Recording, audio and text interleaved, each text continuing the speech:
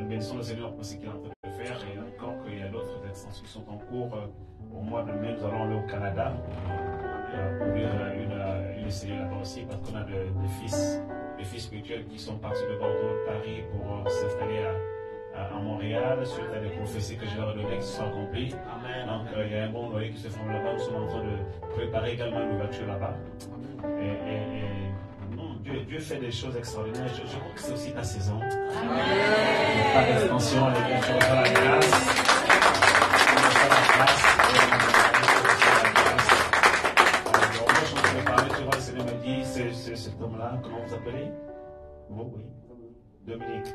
Le Seigneur me dit de dire qu'en fait, il y a quelque chose qui va se passer maintenant dans ta vie. Je vois une extension. Quand je fais l'extension, je t'ai regardé, j'ai vu vraiment quelque chose, une grâce particulière pour l'extension. Dieu va étendre ce que tu as commencé de faire. Au niveau professionnel, Dieu va étendre. Et je vois aussi une extension par rapport à l'œuvre de Dieu dans ta famille. Je vois que tu es en train de commencer une belle œuvre. C'est vrai que j'entends dans mon esprit cette parole qui dit ne néglige pas. Ne négligez pas les faibles commencements. Tu as commencé avec le Seigneur. Tu es en train de commencer avec le Seigneur. Tu es en train de faire tes premiers pas avec le Seigneur. Dieu est en train de commencer des choses extraordinaires avec toi. Tu es dans une nouvelle saison. Et cette saison s'appelle la saison du nouveau commencement. Amen. Voilà. Il y a une grâce qui est attachée au nouveau commencement. Et j'entends dans mon esprit, ne considère plus ce qui est ancien. Ne regarde plus les événements passés. Parce que voici, dit Dieu, je fais une chose nouvelle en fait. Amen. Il t'a arraché d'une famille, je ne sais pas, mais je vois une lignée cartésienne. Il t'a arraché de là. Il t'a transporté dans la lignée des fils du royaume. Amen. J'entends dans mon esprit dire à mon fils, j'ai exaucé ses prières. Je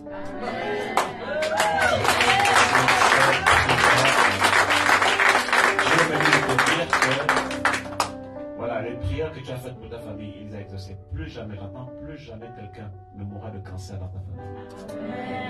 Je ne sais pas ce qui s'est passé, mais j'entends dans mon esprit clairement. Dieu arrête. Il arrête le fléau de l'esprit de cancer qui a sévi dans ta lignée familiale. C'est fini ça. Alléluia. On peut maintenant commencer à louer le Seigneur. Alléluia.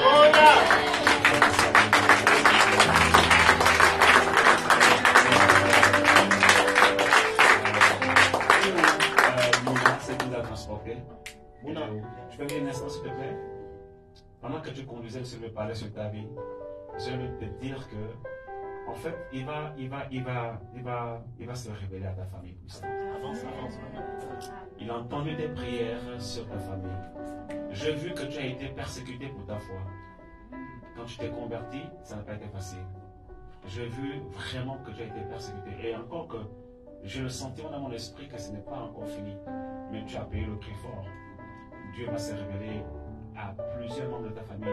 La façon dont Dieu s'est révélé à toi, la façon dont Dieu t'a amené à Christ a été juste extraordinaire. Voilà, c'était miraculeux. Tu vois? Et je vois comment est-ce que Dieu t'a tiré de très très loin. Je t'ai vu enraciné, fortement enraciné dans des choses autrefois qui étaient aujourd'hui, même toi-même tu étais loin d'imaginer qu'un jour tu deviendrais chrétienne. Et c'est pour cela que tu as été au point persécuté. Je vois dans mon esprit, Dieu me dit qu'il va t'utiliser. Il va t'utiliser. Je vois comme une lignée dans ta famille. Je vois comme une lignée. Est-ce que tu as été dans l'islam? Je vois une lignée islamique qui va être visitée par le Seigneur. Alléluia. Une lignée islamique. Je vois dans ta vie une grâce.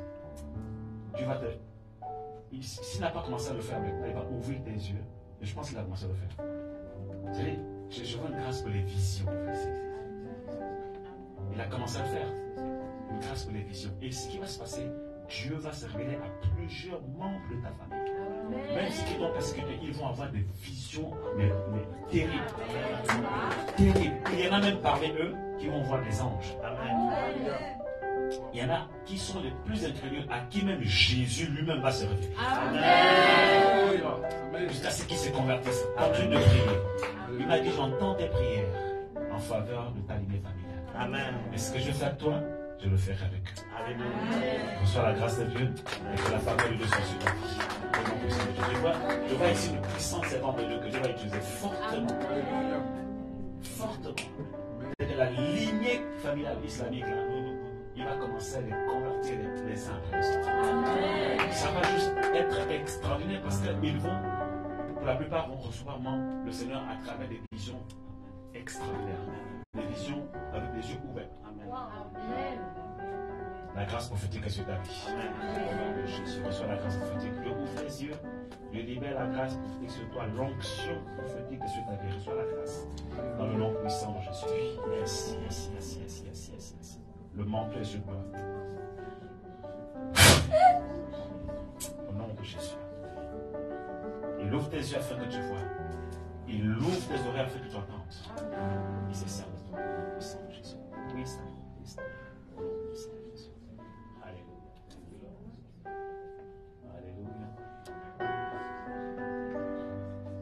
Je vois une grâce particulière pour l'onction, l'adoration prophétique dans cette église. Et c'est pour ça que je sens dans mon esprit les chants. Je voudrais vous encourager simplement. Dieu veut vous faire passer à un autre niveau. Vous allez shifter.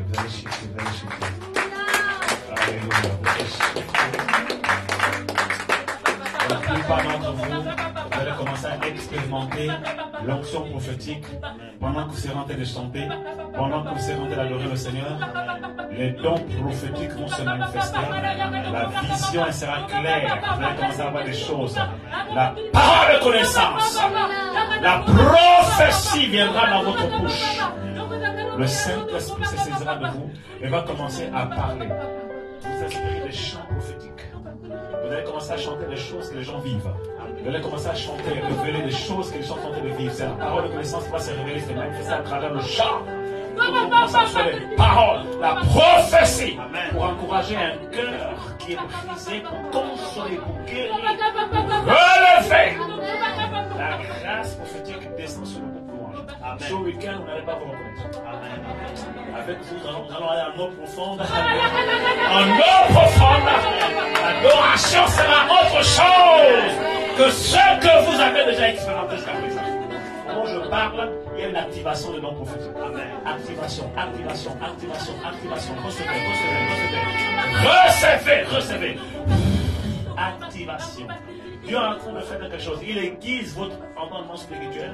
Il est en train d'aiguiser votre entendement. Au moment où je parle, Dieu est en train de renouveler les dons spirituels en vous. Le groupe louange, j'entends mon esprit, vous êtes des porteurs de l'arche. Les porteurs de l'arche, comme les sacrificateurs portaient l'arche sur leurs épaules. Vous êtes chargés de porter l'arche de la présence de Dieu sur vos épaules. C'est pour cela que Dieu maintenant vous accorde la grâce et l'onction prophétique pour pouvoir porter et transporter l'arche de sa présence.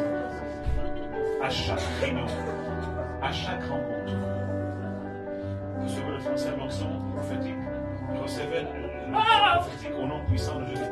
L'apôtre Paul a dit que je suis venu, je désirais venir vers vous pour vous communiquer quelques noms. D'autres versions disent pour vous communiquer quelques noms de grâce. Vous recevez les noms de grâce.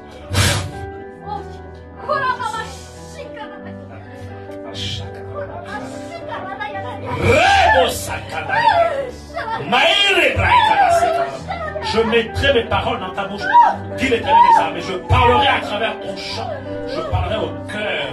Je parlerai aux cœurs les plus incrédules. Je parlerai aux cœurs les plus résistants. Je parlerai aux cœurs les plus cartésiens. Et je briserai l'incrédulité. Je ramènerai les cœurs de pierre. Oui, je les changerai en cœur de chair. Et je parlerai au travers de ton chant. Je mettrai mes paroles dans ta bouche, l'Éternel. Et ta bouche deviendra ma bouche. Ta bouche deviendra ma bouche. Au nom puissant de Jésus. La grâce prophétique vient sur toi. Il ouvre tes yeux.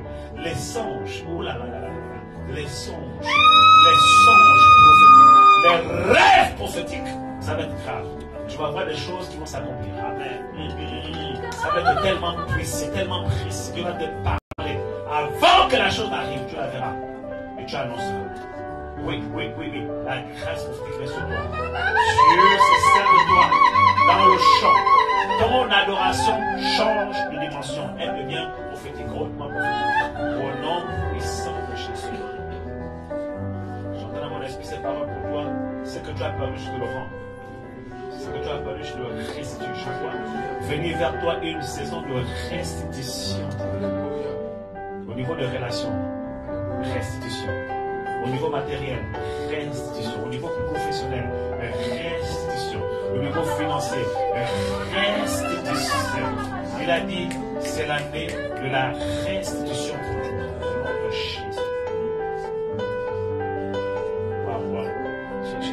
Je vois comme ça, elle a perdu. Je sais pas, elle est mariée. Est-ce que dans son passé, elle a eu une fausse couche? Tu as connu une fausse couche dans ton passé? Je dois prier pour ça.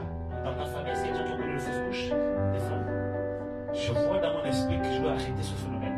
Tu ne le connaîtras pas, tu ne connaîtras pas les fausses couches. Tout ce que le diable, le monde des ténèbres a commandité par rapport à tes entrailles, tu ne le connaîtras pas. Je viens annoncer dans le nom de Jésus. Tu ne connaîtras pas les fausses couches. Pas les stérilités. Amen. Au nom de Jésus, aucune stérilité, ni plus d'un Seigneur. Je te prépare à une saison de grâce. Quand tu vas te marier, tu enfanteras sans problème. Amen. Au nom de Jésus.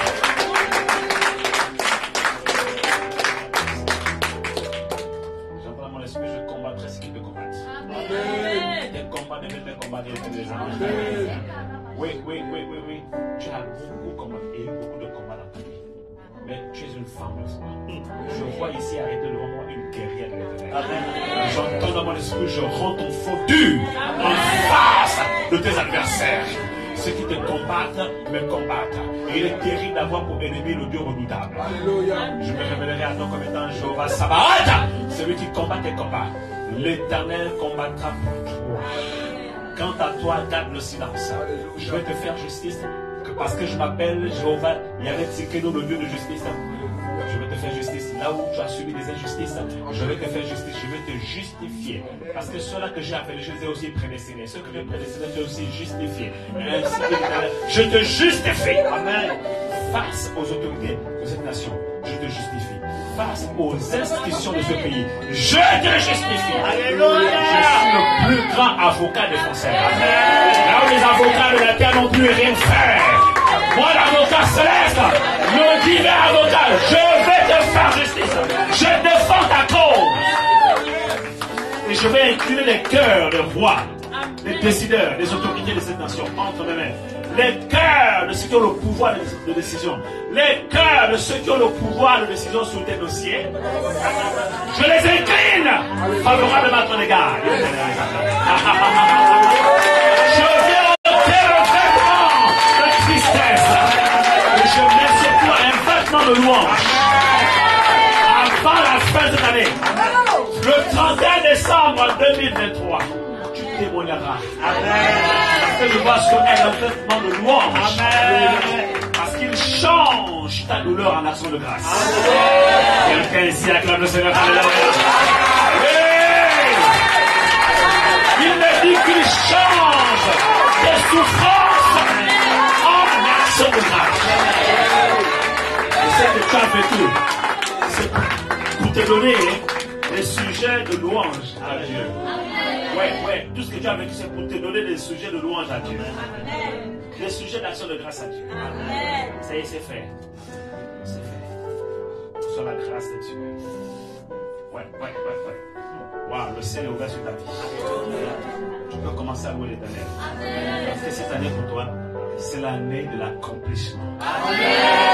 L'accomplissement des promesses de Dieu sur ta vie. L'accomplissement des desseins de Dieu en ta famille. C'est l'année de la victoire. Où Dieu t'accorde la victoire sur tes ennemis. C'est l'année de l'accomplissement et de l'exaucement. L'année de l'impossible. Où l'impossible devient possible. C'est l'année où les institutions du pays t'accordent leur faveur. Les autorités de ce pays t'accordent leur faveur. Quelqu'un ici acclame le Seigneur. Alléluia. La grâce professionnelle. La grâce professionnelle. La grâce administrative. Au nom puissant de Jésus. Acclame Dieu.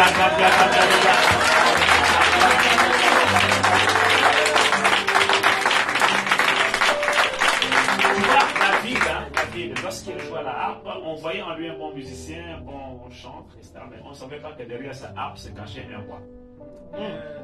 Voilà. Voilà, quand je te regarde là, tu chantes, d'accord, tu es adorateur, d'accord, mais derrière se cache un puissant ministère de la parole.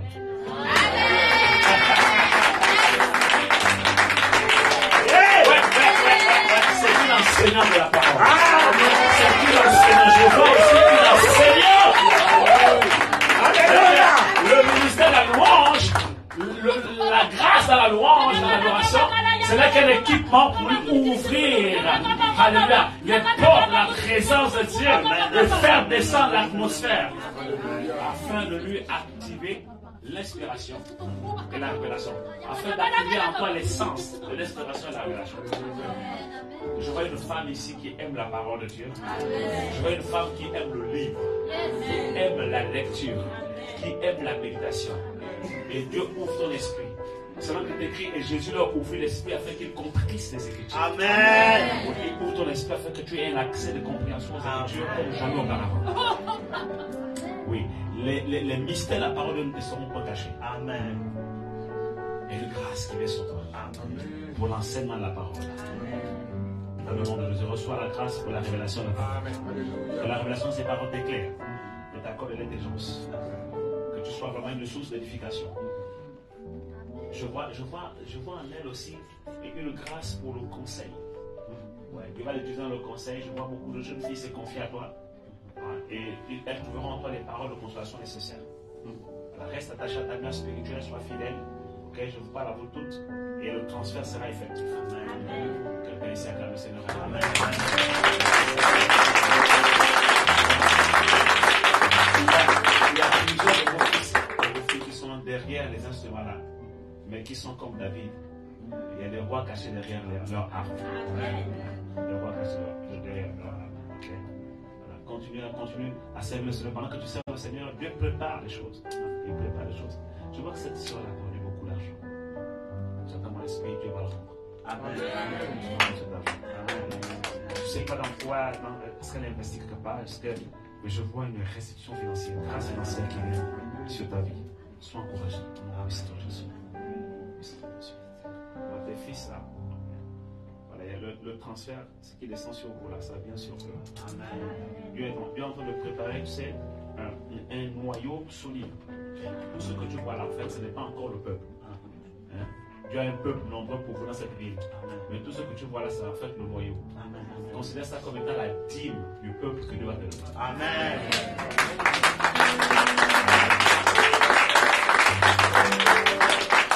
Et là, les temps que vous êtes en train de vivre, ce sont juste des temps d'entraînement, d'enseignement, de formation, de préparation.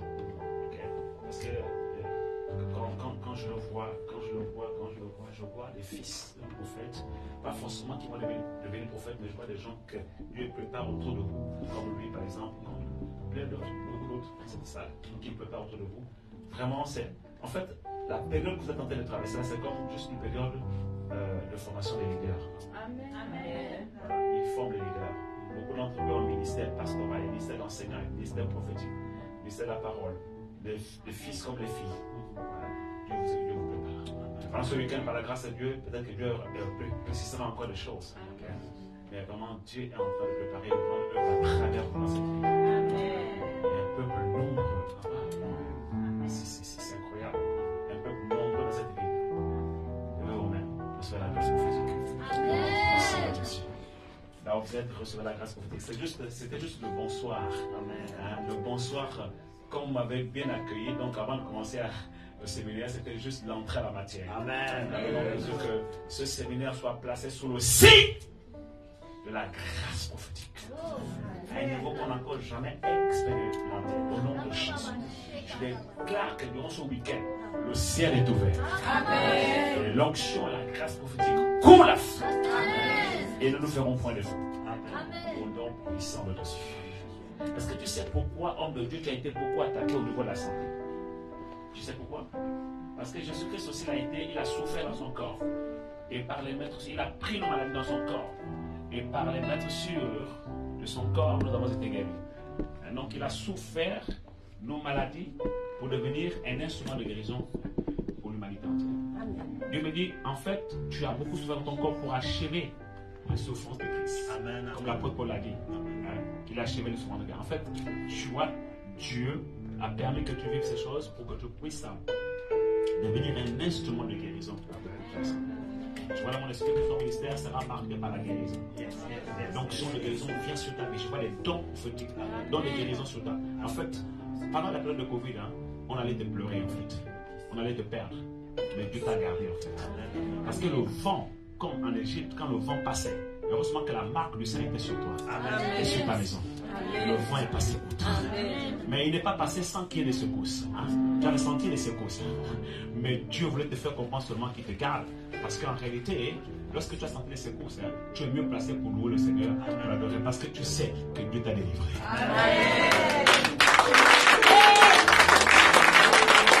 Et si Dieu l'a fait, c'est parce qu'il n'a pas fini avec toi. Et s'il n'a pas fini avec toi, c'est parce qu'il a prévu que tu vives encore assez longtemps sur la terre pour accomplir ses œuvres. Quelqu'un ici acclame le Seigneur.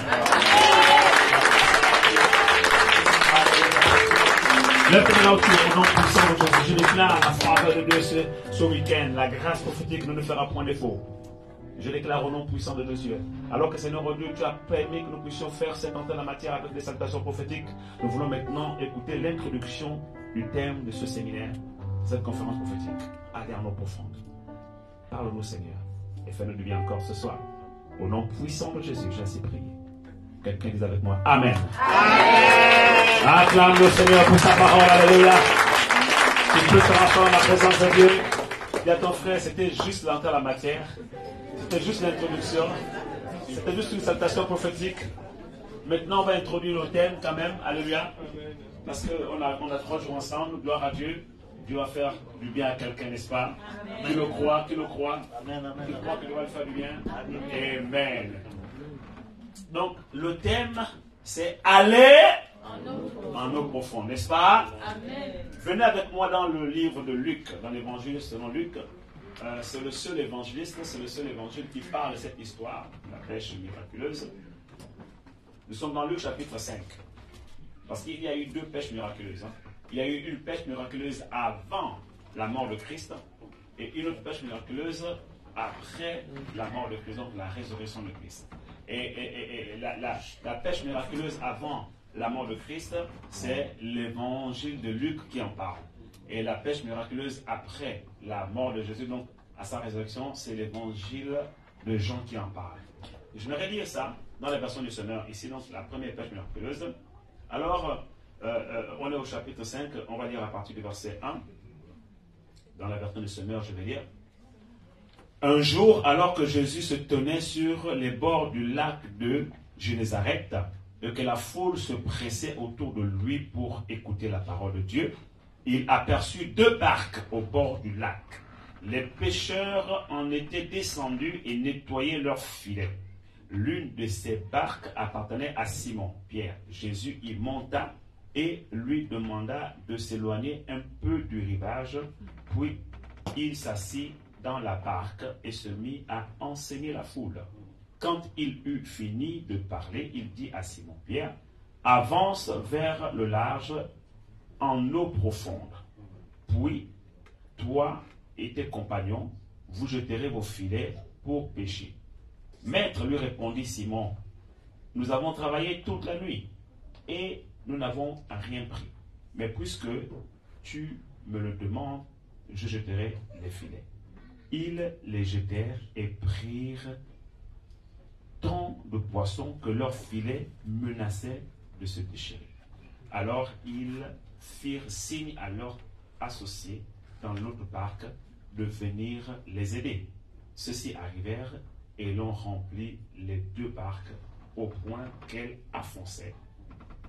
En voyant cela, Simon-Pierre se jeta aux pieds de Jésus et lui dit, « Seigneur, éloigne-toi de moi, car je suis un homme pécheur. » En effet, il était saisi d'effroi, ainsi que tous ses compagnons devant la pêche extraordinaire qu'il venait de faire.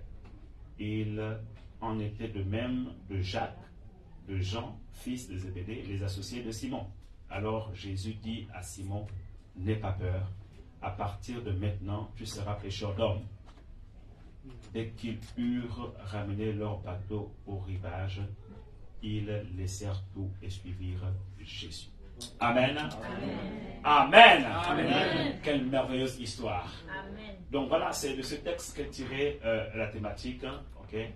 Aller en eau profonde. Parce qu'au verset 4, quand il eut fini de parler, Jésus dit à Simon, avance vers le large en eau profonde. Quelqu'un dit en eau profonde? En eau profonde. En eau profonde. Pour ainsi introduire ce thème, j'aimerais vous dire que ce n'est pas un hasard que le Seigneur ait inspiré votre père spirituel, le prophète Stéphane Abraham et son épouse, d'organiser cette conférence et surtout en ce début d'année, parce que nous sommes en début d'année et de pouvoir inviter également un prophète. Et quand je préparais cette conférence, Dieu m'a dit que c'était un message pour cette année 2023. Amen. Je sais que Dieu vous a beaucoup parlé déjà à travers l'homme de Dieu, etc. Mais je voudrais rajouter à ce que Dieu vous a déjà dit que 2023 sera pour vous une année où Dieu vous amène en eau profonde. Amen. C'est une année où Dieu t'amène au large. Okay? Donc je décrète 2023 une année Rehoboth. Amen. Quelqu'un dise Rehoboth. Rehoboth. L'Éternel t'amène au large. Amen. En eau profonde. Amen. Donc c'est la volonté de Dieu que tu ailles en eau profonde. Alléluia. Amen. Et j'aimerais par la grâce de Dieu nous aider à comprendre comment Dieu veut nous amener en eau profonde et qu'est-ce qu'il faut faire pour aller en eau profonde. Alléluia. Amen.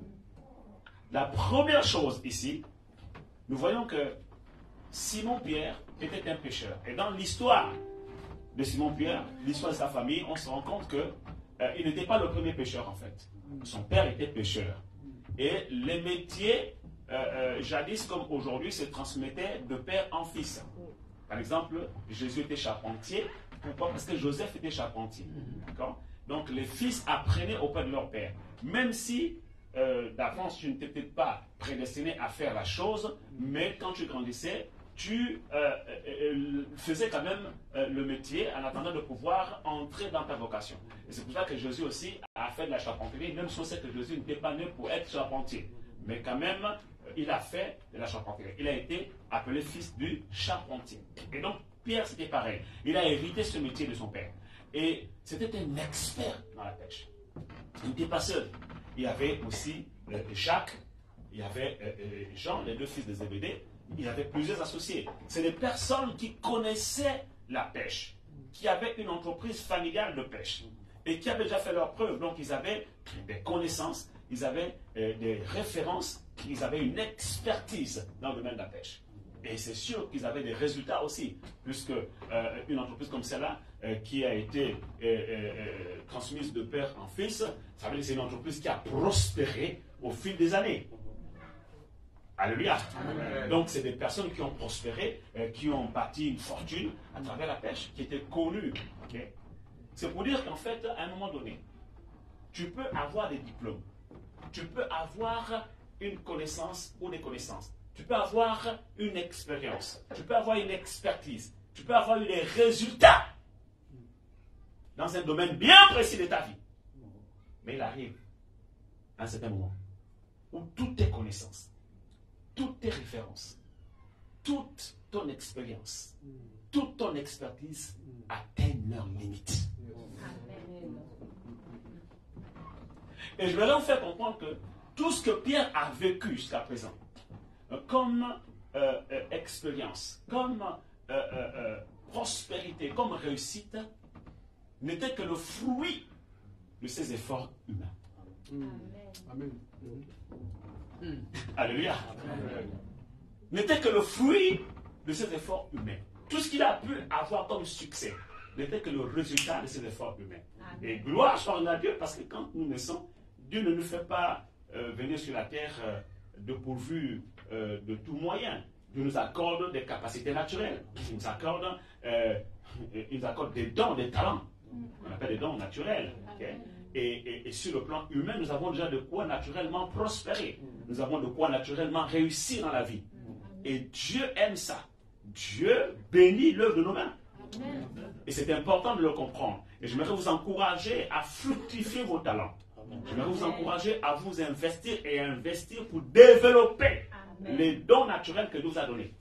Parce que c'est vraiment le premier niveau de capacité de réussite dans la vie que Dieu nous accorde lorsque nous naissons. Sans même connaître Dieu, il y a des gens qui réussissent. Pourquoi? Parce qu'ils ont déjà en eux des capacités, des dons naturels, des talents que Dieu leur a accordés. Même s'ils ne sont pas chrétiens. Alléluia. C'est une grâce que Dieu nous fait, n'est-ce pas? Maintenant ici, Jésus veut nous enseigner quelque chose.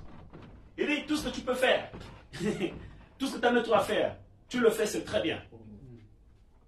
Mais à un moment donné, toutes ces choses vont atteindre leurs limites. Pour te faire comprendre que sans Jésus, tu ne peux rien faire. Amen. Alléluia. Et c'est là que Jésus entre en scène. Et quand il entre en scène, il fait quelque chose d'extraordinaire.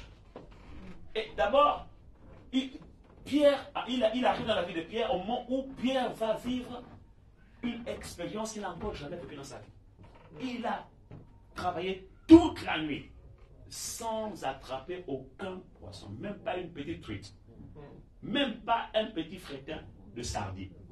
Rien. Donc, en fait, Dieu est en train de montrer à Pierre que jusqu'à présent, il s'est appuyé sur ses propres forces.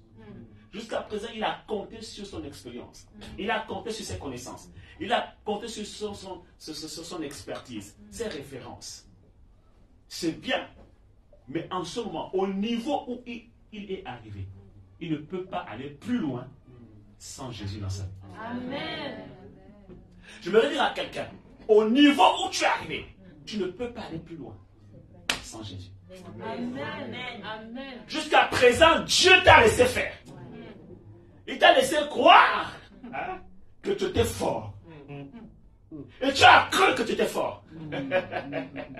Et tu as bâti ta vie sur des certitudes, sur des assurances et des croyances. Et tu t'es dit, je suis un grand homme. J'ai des diplômes. Oh, j'ai des références. Tout le monde me connaît ici dans le domaine. Je suis compétent. Dans mon domaine, dans mon secteur d'activité, tout le monde sait que je suis compétent. Et c'est vrai que tu es compétent. C'est vrai que tu as des références, que tu as une expérience, que tu as des diplômes. C'est vrai que tu as les mêmes résultats. Okay. Le problème, c'est que tu t'es enorgueilli, même de façon inconsciente. Et tu n'as pas compris que tout ce que tu as même là aujourd'hui de façon naturelle, c'est Dieu qui te l'a donné. Amen. Et comme tu ne l'as pas compris, Dieu va te le faire comprendre maintenant par les circonstances que tu vas traverser. Dieu qui est le maître des temps et des circonstances va créer des circonstances. Il va orchestrer des circonstances dans le temps pour t'amener à comprendre que sans lui, tu ne peux rien faire.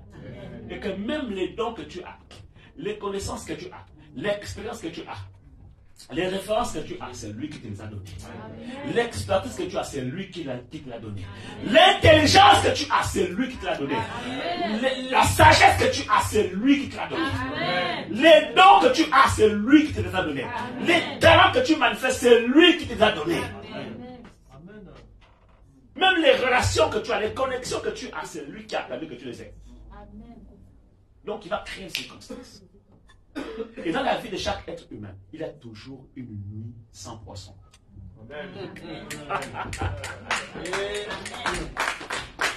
Et certainement tu es en train de traverser cette nuit sans poisson, où tu as pêché toute la nuit à rien. Je ne sais pas dans quel domaine tu as connu la nuit sans poisson. Et la nuit sans poisson, pour chacun, elle varie en fonction de chacun de nos domaines de compétences.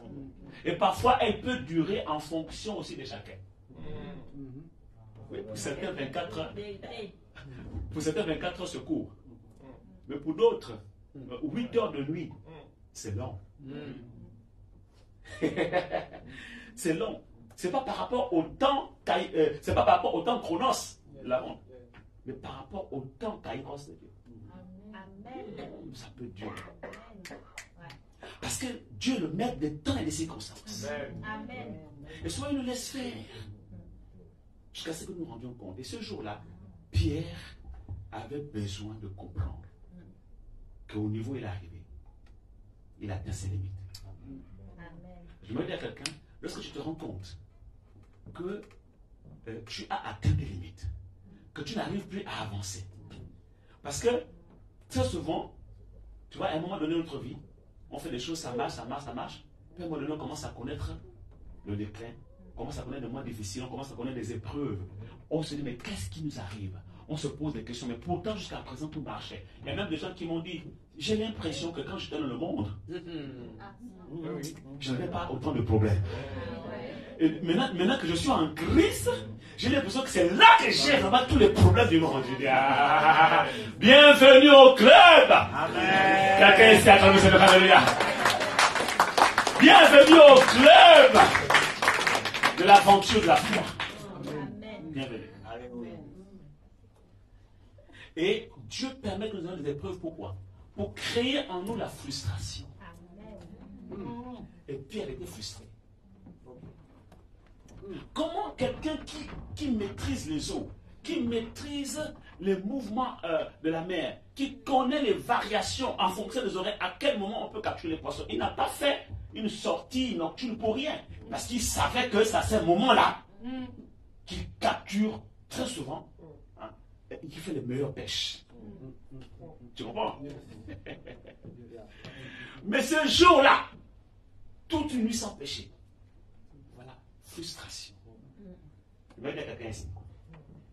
Lorsque tu commences à voir s'installer un peu dans ton cœur, des situations de frustration, des situations de confusion, des situations de déception, ce sont des signes qui montrent que Dieu veut t'amener en eau profonde. Amen. Amen. Et c'est là que Jésus entre en scène. Et remarquez bien que Jésus ne s'intéresse même pas d'abord aux frustrations de Pierre. Jésus ne s'intéresse même pas d'abord aux épreuves de Pierre. Il ne s'intéresse même pas d'abord aux besoins de Pierre. Jésus connaît ses besoins. Il sait que Pierre a péché toute la nuit sans rien. Mais Jésus ne parle même pas de ça. Ils sont en train de laver leur filet. Ils sont tout déçus, frustrés. Ils vont rentrer le produit à la maison. Jésus arrive. Et quand il arrive, Jésus, il est préoccupé par une chose. Il est préoccupé par la foule. Et Jésus veut prêcher à la foule. Pendant que Pierre est préoccupé par son business. Pendant qu'il est préoccupé par l'échec qu'il vient de vivre. Il est préoccupé par la faillite de son affaire. Mais comment je vais faire pour payer les factures? Comment je vais faire pour payer les impôts? Comment je vais faire maintenant? Parce que là, il y a les taxes qui vont arriver. Les taxes de ceci. Comment je vais faire pour payer les employés? Amen. Pierre est préoccupé par ça. Comment je vais faire pour nourrir la famille? Il n'y a plus rien à manger à la maison. Quand je veux rentrer à la maison, toute la famille, la femme, les enfants s'attendent à ce que je rentre comme d'habitude avec la provision. Que les enfants soient contents de manger aujourd'hui encore du bon poisson. Comment je vais faire?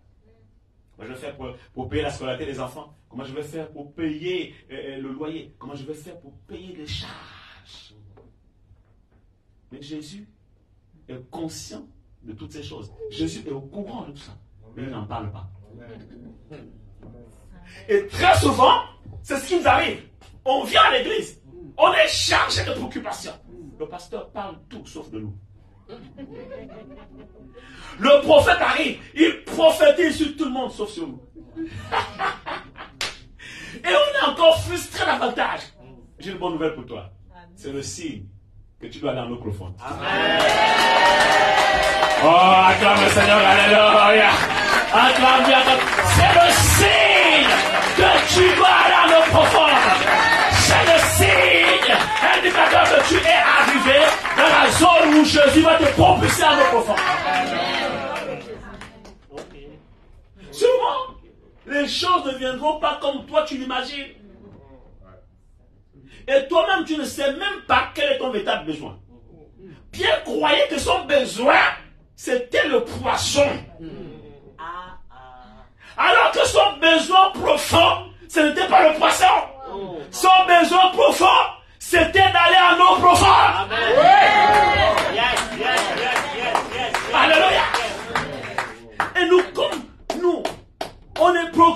les choses de la terre. On est préoccupé par le manger, le boire. Que vais-je manger? De quoi serai-je vêtu? Où vais-je habiter? Où vais-je loger? Avec qui me marierai? C'est bien, l'âge passe. On est préoccupé par ça. On se rend compte qu'on prie, on jeûne. Dieu nous répond sur tout, sauf sur ça. Mais qu'est-ce qui se passe? Mais des fois même Dieu nous utilise pour parler sur la vie des autres. Mais toi-même, tu es toujours là. Bien ton frère. Bien ton frère. Tu crois connaître tes véritables besoins. Mais en réalité, tu ne sais pas. Tu ne sais véritablement pas ce dont tu as besoin. La vérité, c'est que l'être humain, l'homme, ne sait pas ce dont il a besoin. Il croit savoir ce dont il a besoin. Mais en réalité, il ne sait pas ce dont il a besoin. Et la Bible nous dit que c'est Dieu seul qui sait ce dont nous avons besoin. Et comme il savait véritablement ce dont Pierre avait besoin, il ne parle même pas de sa pêche infructueuse. Il ne parle même pas de ses préoccupations, de ses frustrations. Il arrive vers Pierre. Il dit, Pierre, j'ai besoin de ta barque. J'imagine Pierre, monsieur, mais qui est cet homme-là? J'ai mes propres problèmes déjà. Et il me demande ma barque. Et donc, il demande la barque de Pierre. Il monte dans la barque de Pierre. Pourquoi? Parce qu'il y a un besoin plus important. Amen. Donc là, on a le besoin ou les besoins de Pierre et ses amis d'un côté. Et de l'autre côté, on a les besoins de Dieu. Quels étaient les besoins de Dieu? D'avoir une barque. 1, 2, pour prêcher à la foule. 3, pour gagner des âmes. Amen. Pour sauver des âmes. Amen. J'imagine Pierre. Je viens à l'église, j'ai mes problèmes. La seule chose qui intéresse le pasteur, c'est ma barque. Il ne se préoccupe même pas de savoir si j'ai mangé, si mes enfants ont mangé, si ma famille va bien, si tout va bien dans mon travail, si est-ce que je n'ai pas de problème personnel. Non. Il ne se préoccupe même pas de ça. Il ne me pose même pas de questions par rapport à ça. Il ne demande rien de tout ça. Tout ce qu'il me demande, c'est ma barque. Et un bon français qui résonne, car il m'a dit de toutes les façons, donc dans cette église-là, vraiment, on utilise les gens. Parce que ce n'est pas normal. Un pasteur qui s'occupe que de ce que tu as, ta barque. Tout ce qui lui importe, c'est que tu sois à l'église. Quand tu ne viens pas à l'église, pourquoi tu ne vas pas venir à l'église? Voilà. Mais il ne cherche pas à savoir pourquoi je ne suis pas venu à l'église. Voilà. Hein? Tout ce qui l'intéresse, c'est ma barque. Tout ce qui l'intéresse, ce sont mes dîmes. Ce sont mes offrandes. Est-ce que Dieu parle à quelqu'un ce soir? Pourquoi tu n'acclames pas le Seigneur? Tout ce qui lui intéresse, c'est que je vienne chanter. Que je vienne servir. L'accueil, le protocole, l'éveiller, tout ça. Il ne sait même pas que j'ai des problèmes financiers. Je n'ai pas encore avancé. Alléluia. Mais Jésus ne s'est pas préoccupé des problèmes de Pierre. Pourquoi? Parce que Jésus savait que, en fait, le véritable besoin de Pierre, ce n'était pas le poisson. Le véritable besoin de Pierre, ce n'était pas la prospérité de son business. Le véritable besoin de Pierre, ce n'était pas la provision, le succès, la réussite.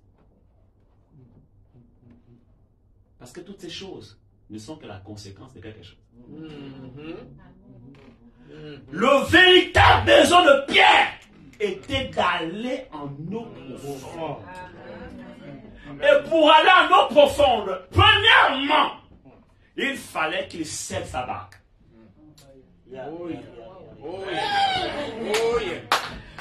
Pour aller en eau profonde, premièrement, il fallait qu'il cède sa barque. C'est quoi la barque? La barque a deux définitions. La première définition, c'est que la barque, c'est ta vie. Jésus veut entrer dans ta vie. Jésus veut entrer dans ta barque. Il veut s'asseoir dans ta barque. Parce que si Jésus est dans ta barque, bien aimé, il va arrêter les tempêtes. Souvenez-vous de Jésus qui traverse, il traverse un fleuve. Avec ses disciples, il avait travaillé toute la nuit. Il était fatigué. Et maintenant, il devait aller de l'autre côté. Il dit, allons à l'autre bord. Et Jésus va dormir dans la barque. On peut se dire, mais comment il peut dormir? Il est insouciant? Non. Jésus a dormi dans la barque pour deux raisons. La première, c'est que c'est écrit, il avait travaillé toute la journée, donc il était fatigué.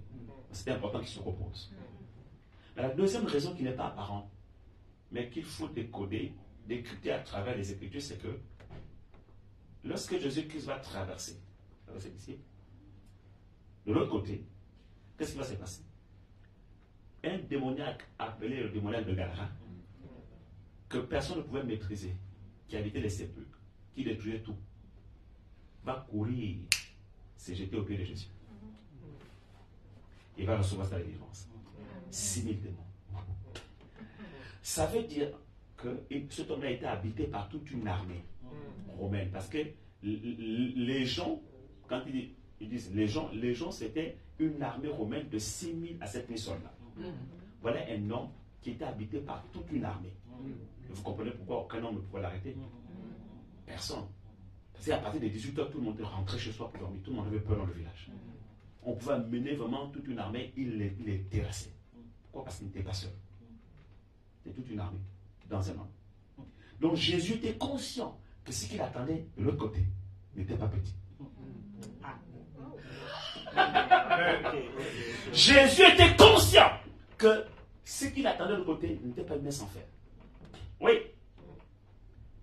Donc il dort pourquoi? Pour se reposer. Hein?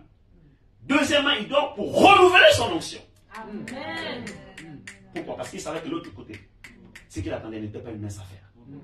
Il avait donc besoin d'une onction fraîche. Yes. Je veux dire à quelqu'un ici, là, l'onction se renouvelle. Amen. Amen, yes. Et je veux dire à quelqu'un, l'onction se renouvelle dans la barque. Hey.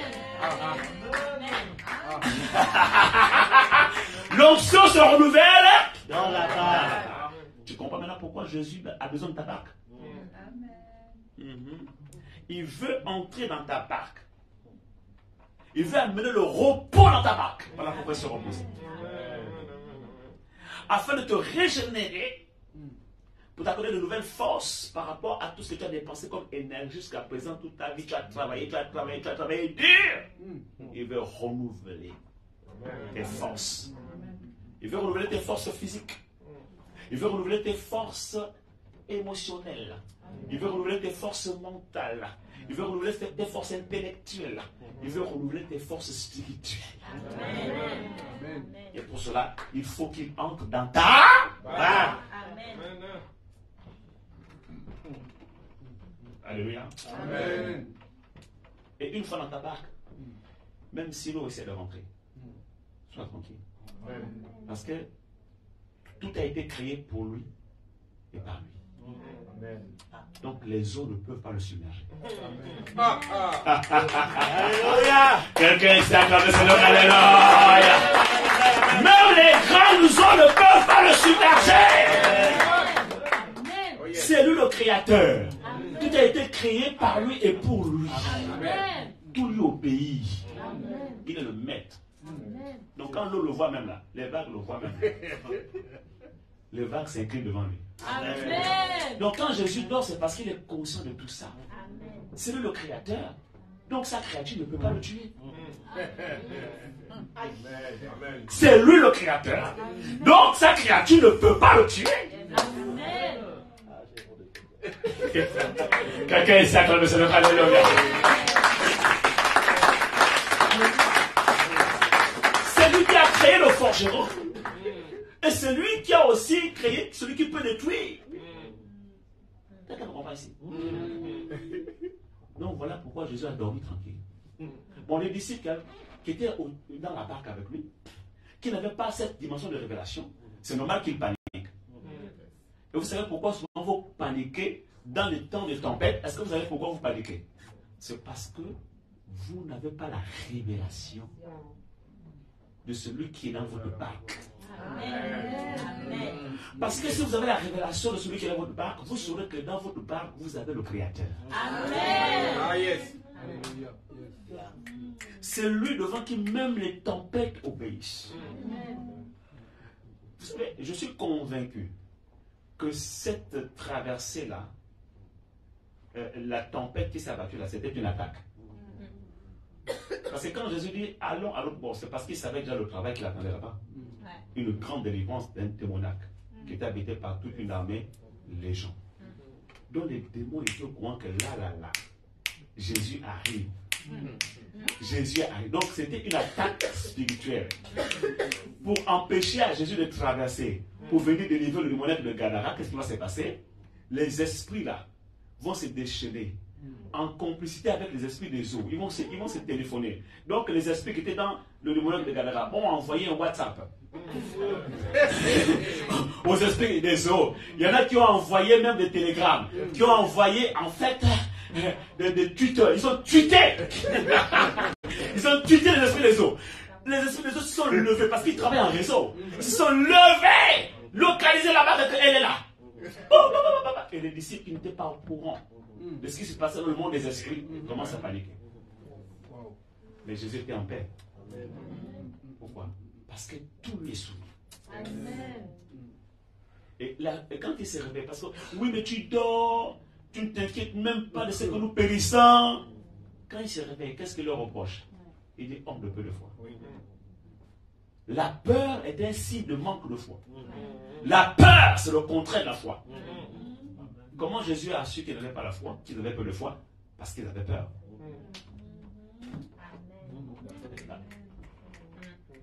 Il y a des gens même, vous savez, je me souviens un jour où je me suis levé, j'étais dans mes débuts de conversion là, et je me lève, j'avais fait un cauchemar, je me lève, j'avais peur. C'était un rêve où on me poursuivait et on était prêt à me tuer. Je me suis réveillé, j'avais peur, c'était comme réel. Il était 3h du matin. Prophète, de 3h du matin. De 3h du matin jusqu'à 6h du matin, je n'ai plus dormi. J'avais peur. Je me suis mis à prier. Je prie en langue. Je brise, j'arrache, je détruis, je renverse, je mets le feu de cet esprit, je consume. Pendant que je prie comme ça, j'ai les yeux fermés. Je vois une vision. Je vois un être bizarre. Pas un seul, je vois plusieurs têtes avec des cornes. Qui apparaissent comme ça et qui ricanent. Je me suis arrêté. Qu'est-ce qui se passe? Qu'est-ce que je vois quoi là? Je me souviens des livres de Rebecca Brown. Et des livres que j'avais lus sur la délivrance qui représentaient le diable avec les cornes. J'ai compris que ce sont des esprits, des démons qui se sont manifestés et qui se moquaient de moi. J'étais choqué. Puisque mon pasteur m'avait enseigné, celui qui me formait sur la délivrance, m'avait enseigné que lorsque on prie en langue, ou au nom de Jésus, les démons tremblent. Maintenant, comment expliquer que je suis en train de prier en langue? Les démons rient. J'étais choqué moi-même. Et j'entends l'esprit qui me dit clairement, dit, mais c'est normal qu'il rit. Parce que tu pries avec la peur au ventre. Donc, ta prière en langue là n'est pas inspirée par le Saint-Esprit. Elle est inspirée par la peur. Et les démons le savent et le ressentent. Quand c'est une prière qui est faite avec la foi, la Bible dit que résister au diable avec une foi ferme et il fuit. Loin de vous. Donc quand une prière est faite avec la foi, ce qui se dégage fait fuir les démons, fait fuir le diable. Mais toi, quand tu pries avec la peur, même si c'est en langue, ce qui se dégage là, ce n'est pas la foi. C'est la peur. Et la peur ne fait pas fuir les démons. C'est la foi qui fait fuir les démons. Amen. C'est la foi qui fait fuir le diable. La peur ne fait pas fuir les démons. La peur les chatouille. Voilà pourquoi il rit. Parce que tu leur fais les guilis. Quelqu'un ici acclame le Seigneur. Alléluia. Jésus dit, homme de peu de foi. Pourquoi avez-vous douté? My God. Et Jésus se lève, qu'est-ce qu'il fait? Il parle à la tempête. Quand Jésus est dans ta barque, il est capable de parler à la tempête. La tempête s'arrête. C'est pour cela qu'il faut donner ta barque à Jésus. Parce qu'une fois il est dans ta barque, non seulement il apporte le repos, la tranquillité, il dort, pour te dire toi aussi dors. Arrête de te préoccuper pour tout comme Marthe, elle se préoccupe pour tout, pour beaucoup de choses. Dors. Sois dans le repos. Jésus te montre, regarde, tu dors. Dors. Repose-toi, sois en paix, sois calme. Parce que c'est dans le calme et la tranquillité et le repos que sera ta force. Amen. Et c'est dans ce repos-là que Dieu renouvelle ton onction. Amen. Et quand il renouvelle ton onction, tu as assez de force pour pouvoir affronter les tempêtes qui arrivent. Et quand les tempêtes arrivent, tu es serein. Pourquoi? Parce que tu es loin. Tu as été renouvelé, ton onction a été renouvelée. Pendant que tu te reposais, tu t'es réveillé avec une onction fraîche. Et aucune tempête ne peut résister à cette onction. Quand tu vas ouvrir ta bouche pour parler, la tempête t'arrête. Est-ce que vous savez pourquoi Dieu a demandé à Josué et à tout le peuple de faire le tour de Jéricho en silence pendant 6 jours? Vous savez pourquoi? Pendant 6 jours, ils ont fait le tour de la muraille de Jéricho en silence. Et c'est le 7e jour, ils ont fait 7 fois le tour, et la 7e fois, ils ont crié. Est-ce que vous savez pourquoi? Je m'aimerais vous faire une révélation. Pendant 6 jours, silence, ils font le tour. Le 7e jour, ils font le tour 7 fois en silence. Et la 7e fois, ils crient. Et les murs de Jéricho s'écroulent. Je vous pose une question. Qu'est-ce qui a fait tomber les murs de Jéricho?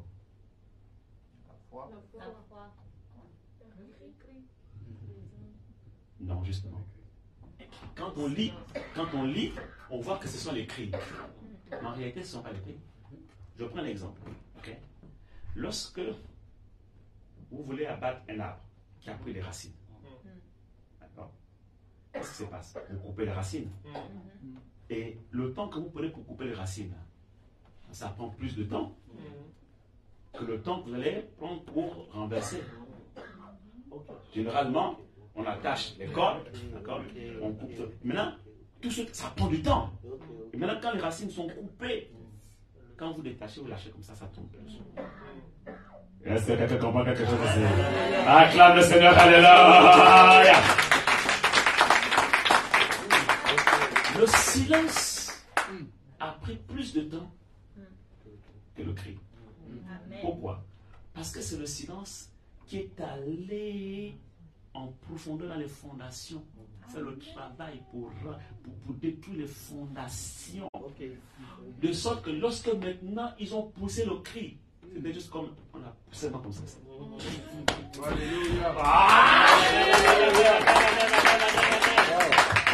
Le cri qu'ils ont poussé là, ce n'était pas un cri de guerre, c'était un cri de victoire. Amen. Yes. Amen. Pourquoi? Parce que la guerre avait déjà été menée dans le silence. Amen. C'est pour ça qu'il dit, l'Éternel combattra pour vous. Quant à vous, gardez le silence. Yes. Dans la barque, tu gardes le silence. Dans le calme, dans la confiance. Et pendant ce temps-là, le travail s'est fait en profondeur. Maintenant, quand tu te réveilles, tu es renouvelé dans ton onction toute fraîche. Quand tu parles à la tempête, un seul mot, la tempête s'arrête. Un seul cri, les murs de Jéricho s'écroulent. Les démons s'enfuient. Quelqu'un me comprend ici? Amen. Est-ce que Dieu parle à quelqu'un ce soir?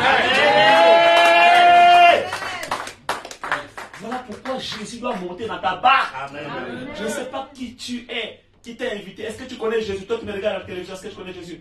Jésus doit monter dans ta barque. C'est-à-dire, il doit entrer dans ta vie.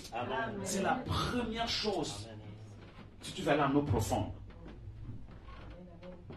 La deuxième signification de la barque, c'est quoi? La barque, c'est ton business.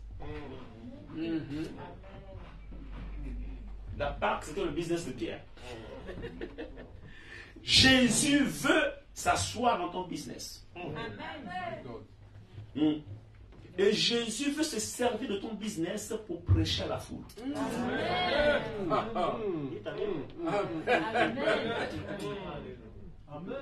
C'est pour cela qu'il faut que tu donnes ta barque à Jésus. Amen.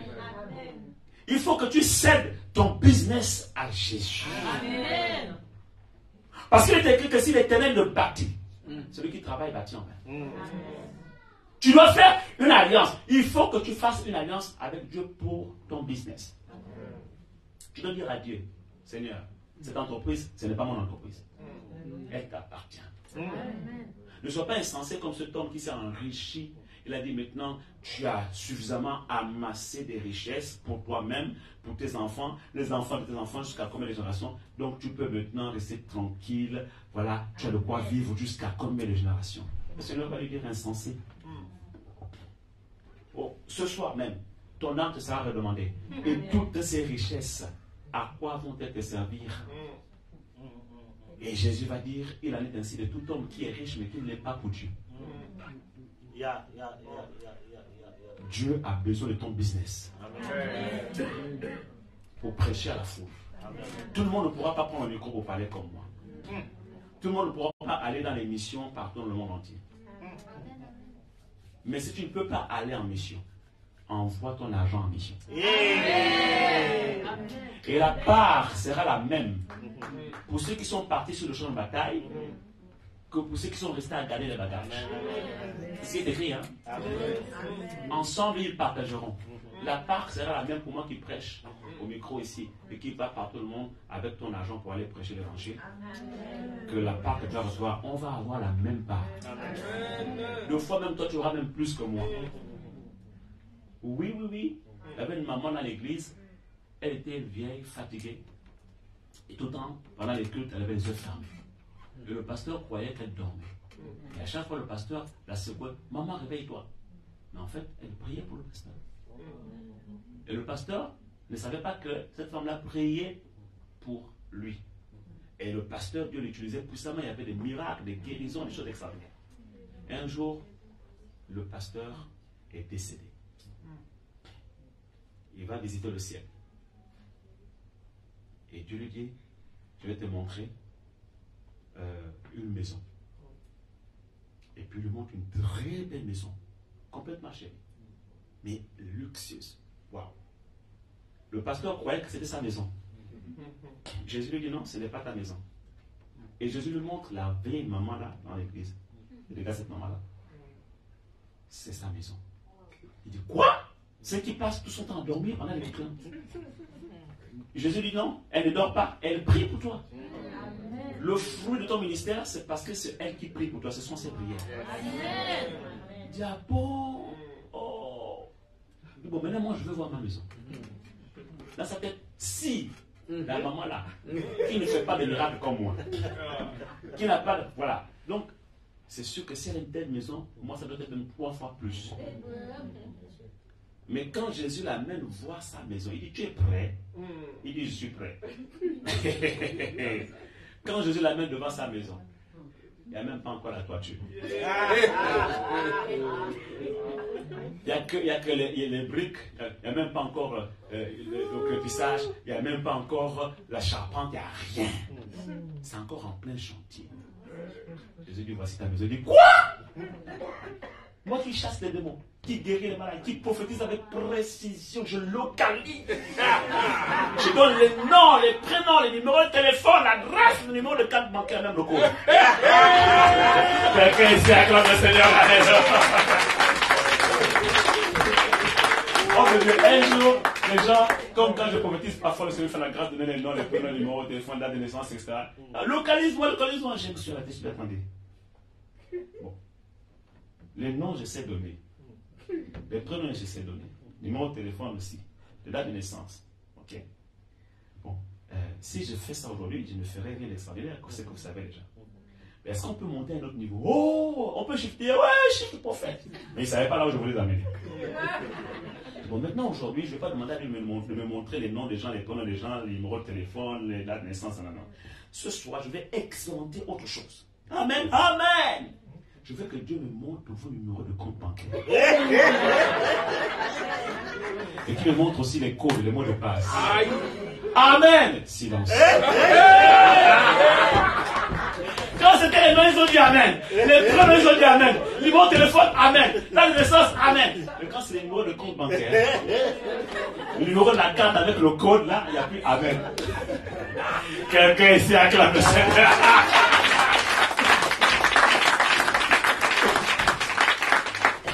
Le pasteur dans le ciel était choqué. J'ai déjà dit que ce n'est pas parce que tu fais les miracles. Cette maman-là. Tu vois? Donc, toi qui es ici, là, ce n'est pas parce que je prêche ici. Hein. La part qui te revient peut être plus grande que la tienne. Jésus veut monter dans ta barque. Amen. Homme de Dieu, je vois dans cette église plusieurs hommes et femmes que Dieu va vraiment élever dans le domaine du business. Je vois ici plusieurs hommes et femmes d'affaires qui vont éclore, que Dieu va faire prospérer. Seulement, vous devez faire une alliance avec Dieu. Je vois plusieurs dans l'événementiel. Je vois certains dans la restauration. Je vois d'autres dans la coiffure, dans l'esthétique, dans le cosmétique. Je vois certains dans les lignes vestimentaires. Il y en a qui vont lancer leur propre marque. Je les vois. Je vois beaucoup de personnes qui vont se lancer dans l'agroalimentaire, qui vont avoir des boutiques de vente de produits agroalimentaires, même des produits exotiques. Je vois des personnes qui vont se lancer dans l'immobilier. Je vois l'immobilier. Recevez la grâce à chaque fois que je donne les paroles de puissance. Recevez la grâce au nom puissant de Jésus. Le ciel s'ouvre sur vous. Cette année, il y aura une éclosion d'hommes et de femmes d'affaires dans cette église. Et je vois des dispositifs d'aide d'État qui vont les propulser, qui vont faciliter l'accès à la création d'entreprises. Dans le nom de Jésus, je vois cette église vraiment connaître une grâce particulière dans le domaine de l'entrepreneuriat. Je vois des personnes qui vont vraiment percer même dans le domaine de la formation. Je vois des gens qui vont se lancer dans la fibre optique. Amen. Je vois des gens qui vont se lancer dans la fibre optique. Je vois des gens qui vont se lancer dans le bâtiment. Amen. Je vois des gens qui vont se lancer également dans les métiers du nettoyage industriel, de l'aide à la personne. Je vois des gens qui vont se lancer dans les métiers de babysitter, des métiers en rapport avec l'enfance, la petite enfance. Je vois beaucoup de grâce dans cette église en ce qui concerne la création d'entreprise, l'entrepreneuriat. Au nom de Jésus. Acclame le Seigneur, acclame le Seigneur, acclame le Seigneur.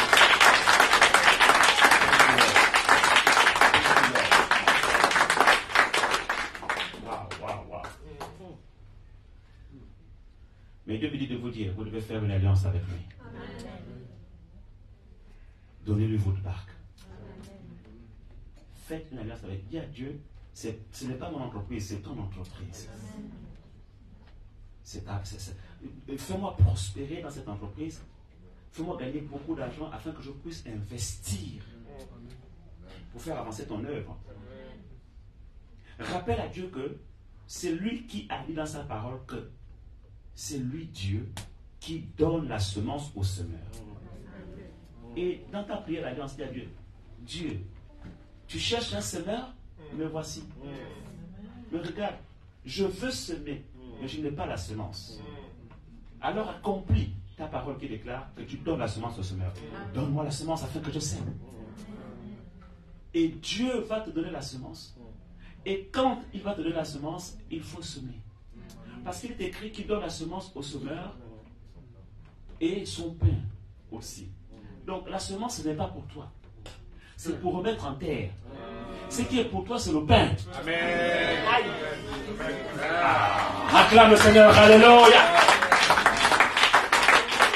Et beaucoup commettent cette erreur. Quand Dieu donne la semence, ils prennent la semence, ils la mangent. Non, ce n'est pas à toi la semence. La semence, on la remet en terre. On la plante. Amen. Tu manges la semence, mais tu détruis l'espèce. Il n'y aura plus de reproduction. Ce qui t'appartient, c'est le pain. Il donne la semence au semeur et il donne aussi le pain pour sa subsistance. Donc, si tu as pris la semence et que tu l'as plantée en terre, Dieu te donne le pain pour ta subsistance. Et ta postérité même ne manquera pas ton pain, son pain. Et que quand Dieu te donne le pain pour ta subsistance, ce n'est pas seulement pour toi, c'est aussi pour ta postérité. De sorte que ta postérité ne manquera pas son pain. Amen. Voici l'alliance que tu dois faire avec Dieu. Dans le tabac. Aujourd'hui, beaucoup de personnes ont du mal à laisser leur bac à Jésus. Mais Jésus, il peut parler à la foule sans la bac. Pourquoi a-t-il besoin de ta barque pour parler à la foule? Des fois, il montait, il allait sur la montagne, il parlait à la foule. Mais pourquoi veut-il ce jour-là spécialement monter sur la barque de Pierre? Mais parce que justement, il veut que Pierre devienne participant de son œuvre. Amen. Il veut juste te faire participer à la bénédiction. Amen. Ça veut dire que lorsqu'une terre est abreuvée par les eaux de la pluie, elle participe à la bénédiction. C'est une occasion, c'est une opportunité simplement que Dieu offre à Pierre de participer à la bénédiction.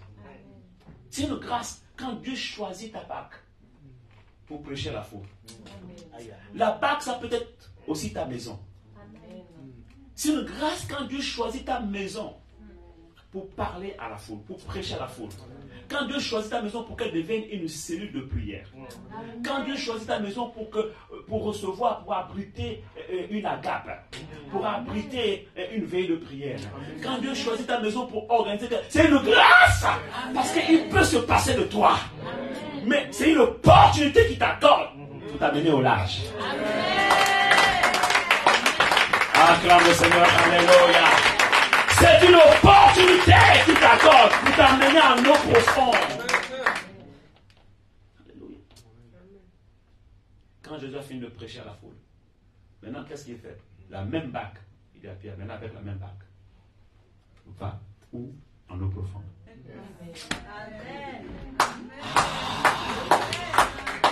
C'est-à-dire que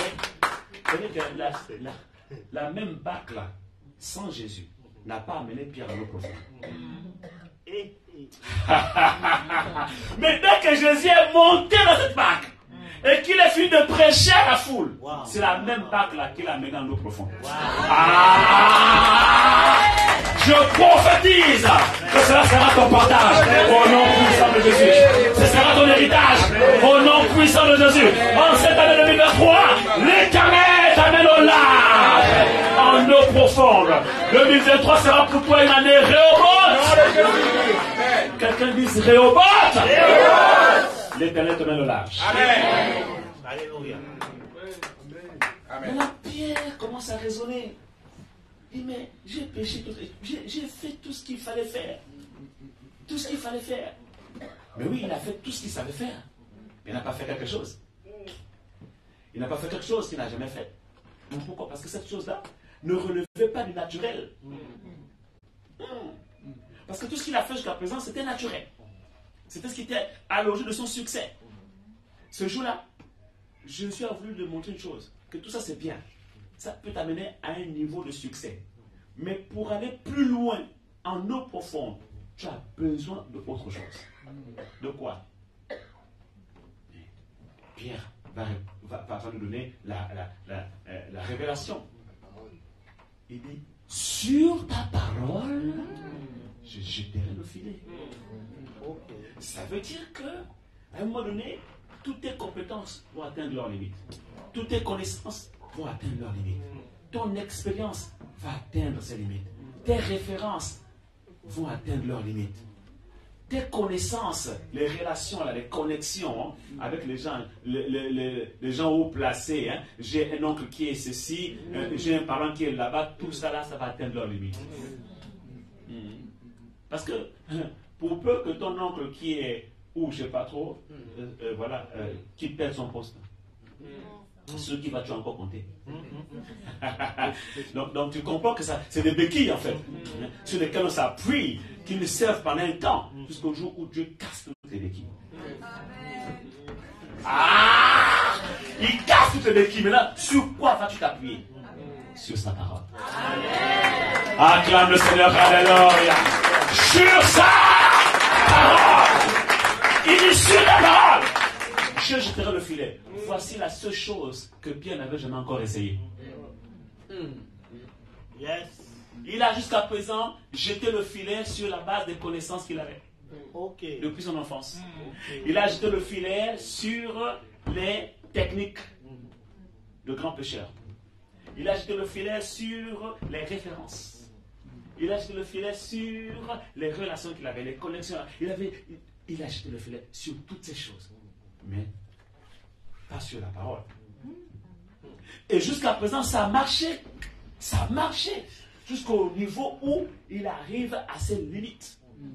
Et là maintenant, pour aller plus loin, en eau profonde, ce n'est plus avec les techniques des grands pêcheurs qu'il a apprises à l'école d'ingénieur de pêche.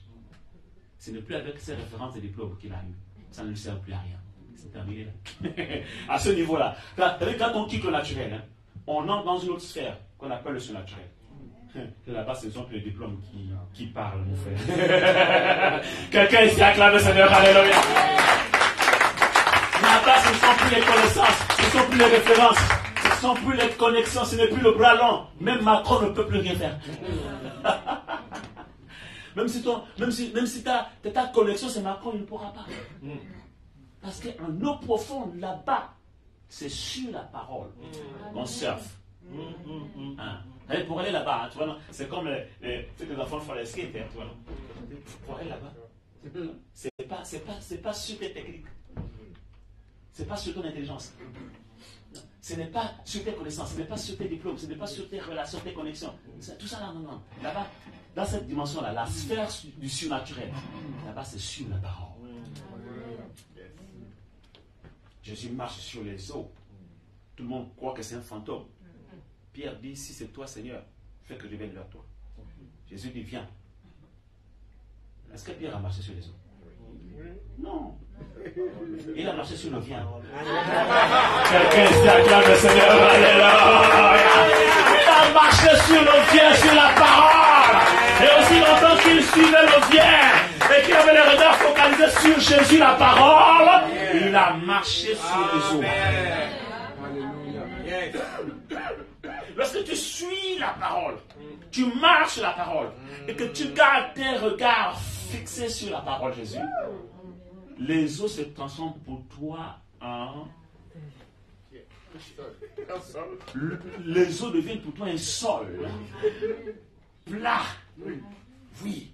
Ça devient pour toi une plateforme. Ça devient pour toi une route bitumée. Les eaux deviennent pour toi une rocade intérieure, extérieure. Les eaux deviennent pour toi une autoroute sur laquelle tu peux rouler à 130 à l'heure. Quelqu'un ici acclame le Seigneur. Alléluia. Et cette dimension-là, elle ne s'apprend pas dans une école d'ingénieur. Elle ne s'apprend pas dans une école polytech. Elle ne s'apprend pas à l'ENA. Ça ne s'apprend pas dans un institut.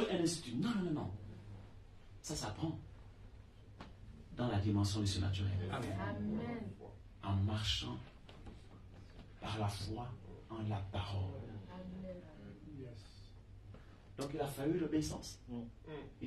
Il a commencé un peu à raisonner, mais il a compris que les raisonnements hautains et d'autres connaissances qui se dressent contre la parole de Dieu, voilà, ces forteresses-là doivent être renversées. Et quand il a cédé, il a obéi. Quelqu'un dit obéissance? Obéissance. Et c'est ça la foi. La foi, c'est F-O-I. F comme force, O comme obéissance, I comme inconditionnel. La foi, c'est la force d'une obéissance inconditionnelle. Oui.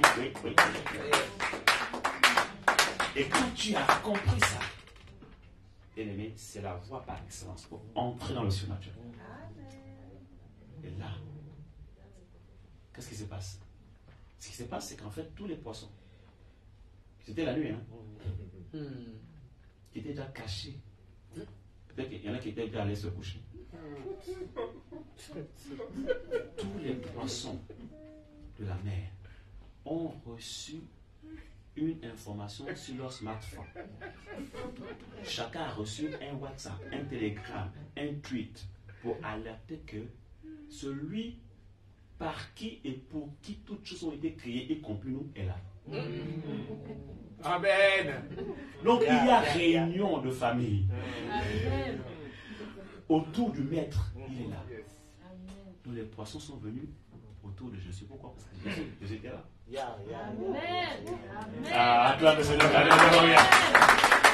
Jésus était là. Et comme Jésus était là, dans la barque de Pierre, les poissons sont venus.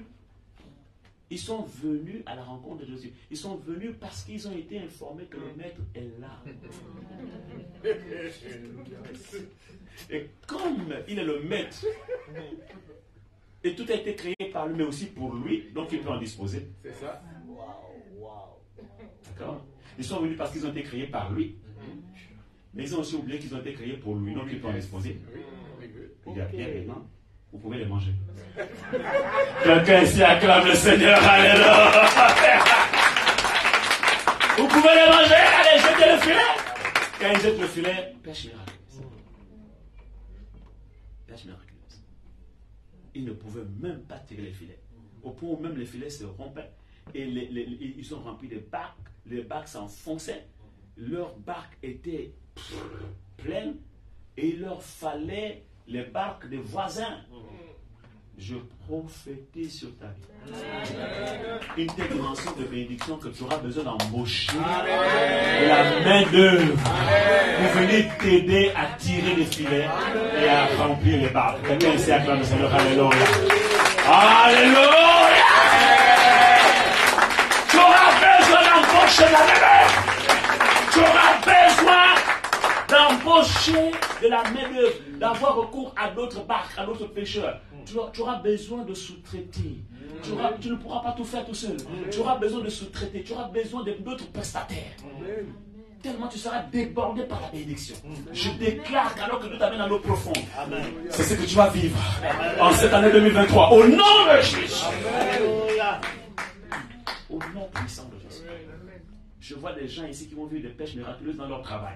Amen. Je vois des primes qui ont été oubliées qui vont être restituées. Amen. Cette année, on va te dire non, en réalité tu avais droit à telle prime, mais depuis là on n'avait pas comptabilisé. Maintenant, restitution avec un effet rétroactif. Au nom puissant de Jésus. Ça va tomber dans vos comptes bancaires. Amen. Ça va tomber dans vos comptes bancaires. Amen. Je vois des anges convoyeurs de fonds Amen. qui vont transporter ces fonds dans vos comptes bancaires. Amen. Je vous assure. Vous savez quoi? Il existe des anges convoyeurs de fonds. Comment ça se fait? C'est dans la Bible. Papa, regarde. Jésus doit payer l'impôt. Il y a au même Pierre, bon, toi tu sais pêcher. Jette l'hameçon ici. Le poisson lequel? Le premier poisson, tu ouvre le ventre. Et tu ouvres l'argent à l'intérieur. Est-ce que tu connais un poisson qui transporte l'argent dans son ventre? Non, mais normalement, si vous en connaissez, dites-moi où est-ce que je peux le pêcher. J'avais besoin pour construire le temple. Quelqu'un ici acclame le Seigneur. Alléluia. Mais en réalité, il n'existe aucun poisson. Il n'existe aucun poisson naturel qui transporte l'argent dans son ventre. Ce qui s'est passé, c'est quoi? Je vais t'expliquer. Quand tu lis la Bible dans l'Apocalypse, on te parle de l'ange des eaux. Je vous pose une question. L'ange des eaux, à quelle forme?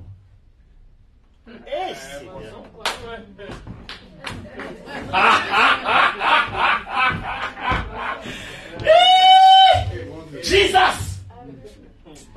L'ange des eaux, à quelle forme? Dites-moi. Répondez-moi, vous avez la réponse. La forme de? Plus fort? C'est normal, il habite les eaux.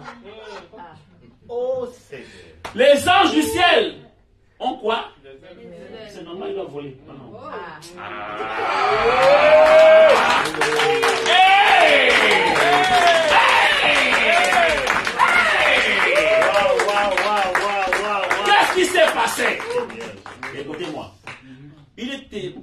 est prouvé scientifiquement et économiquement parlant que 90% de l'économie mondiale, des richesses de la terre passent par la mer.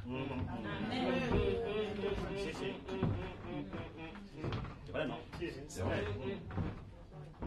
Donc ce n'était pas anodin. Quand Jésus dit, pas pêcher un poisson. C'est un ange. C'est un ange qui est allé chercher les richesses de la mer pour les transporter. Voilà pourquoi je l'appelle un ange convoyeur de fonds. Ouais. Et ça n'engage que moi. Je crois même que le poisson qui a avalé Jonas là, c'était un ange.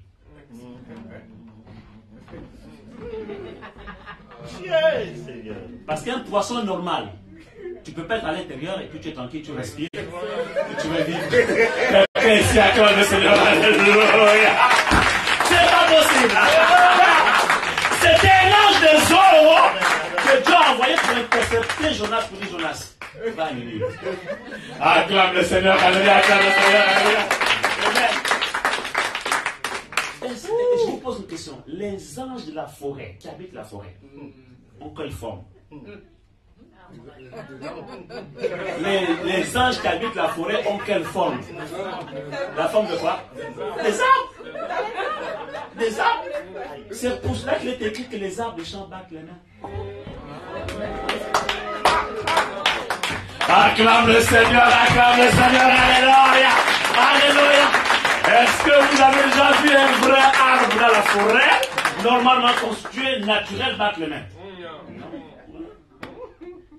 Donc les arbres qui battent les mains dans la forêt, ce sont les anges qui habitent la forêt. Il loue Dieu. Quand Dieu a créé chaque être, chaque créature, il l'a placé dans une sphère correspondante. Voilà. Ceux qui habitent en haut, ils ont les ailes. Ceux qui habitent dans les eaux, ils ont forme de poisson, ils ont les nageoires. Voilà. Et un corps aquatique. Ceux qui habitent la forêt, ils ont une forme de tout ce qui est dans la forêt. Les arbres. Voilà. Qu'est-ce qui a intercepté Absalom lorsqu'il fouillait les faces de David? C'est un arbre. Bon, pourquoi il a laissé passer tous les autres?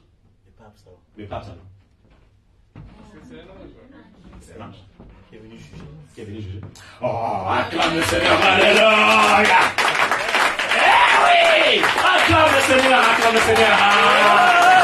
Que disent en nom profond! En nom profond! Est-ce que Dieu fait du bien à quelqu'un ici? Amen! C'est ce qui va t'arriver. Les anges vont être relâchés du ciel. Amen! Pour se mettre à ton service. Alléluia. Les anges vont être relâchés.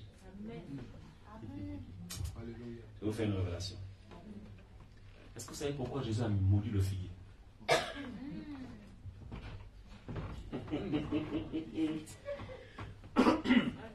Permettez-moi de boire un peu d'eau.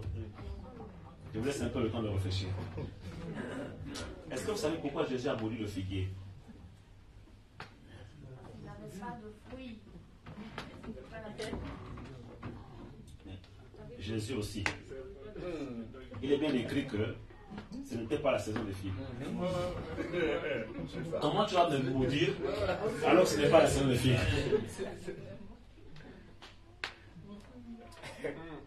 Maintenant, je vous fais une révélation. Ce figuier-là, c'était un arbre. Cet arbre-là, c'était un ange déchu. Et quand Jésus veut manger le figuier, des figues autant pour moi, okay, il voit ce figuier-là, okay, et il s'approche. Donc, il y avait une apparence trompeuse. Comme ils aiment se déguiser en ange de lumière. Là. Et quand il s'approche, il s'aperçoit que c'est un démon. C'est ça qui a irrité Jésus. Wow. Et Jésus n'a fait qu'exercer sur lui les jugements qui sont écrits. Le lendemain, quand ils reviennent, mais le figuier, quelqu'un voulait la sécher. Il leur enseigne un principe sur la foi. En fait, Jésus n'a fait que chasser l'esprit qui était logé dans cet arbre-là. Et par la suite, il va sécher. C'était terminé. ce n'était pas un vrai figuier.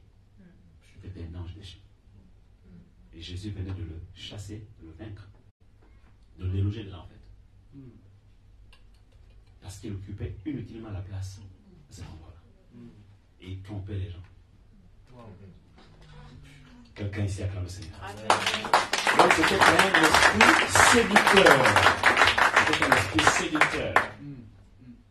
Jésus a eu du discernement. Et il a délogé. Quelqu'un dit dans l'eau profonde. En eau profonde. Prophète, tu me lances des termes comme ça, mais ça c'est la provocation. Acclame le Seigneur, acclame le Seigneur. Acclame le Seigneur. Donc je prophétise sur ta vie que cette année tu vas dans le profond. Tiens-toi debout au nom de Jésus. Seigneur, merci pour ta grâce. Merci Seigneur Dieu pour cette rencontre ce soir. C'est juste l'introduction. L'entrée en matière, déjà Seigneur, tu nous as fait énormément de bien Seigneur. Nous croyons véritablement Seigneur Dieu que cette année, tu fais passer quelqu'un d'un point A vers un point B. Tu amènes quelqu'un à un niveau plus élevé. Tu l'amènes en eau profonde. Dans tous les domaines de sa vie, Seigneur, je prie et je déclare un shift total. Un changement littéral. Dans le nom de Jésus. Au nom de Jésus.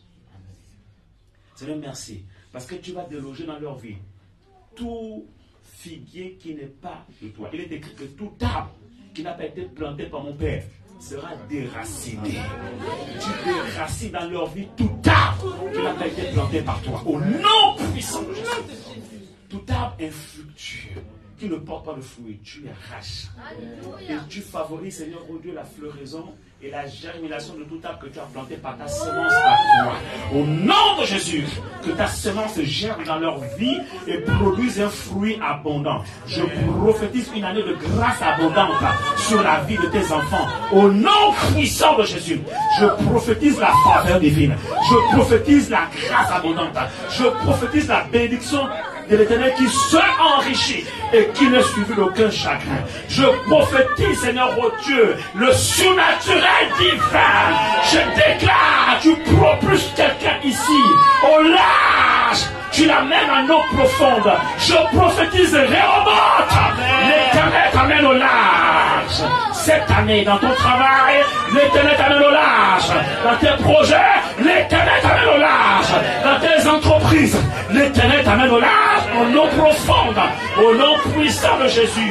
Dans les connexions qui t'amènent, les connexions divines qui t'amènent vers toi, il t'amène en eau profonde. Dans tout ce qui veut initier avec toi, dans le ministère, l'Éternel t'amène au large.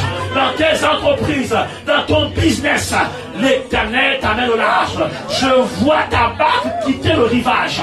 Je vois Jésus monter dans ta barque. Je vois Jésus s'asseoir dans ta barque. Je vois Jésus utiliser ta barque pour prêcher à la foule.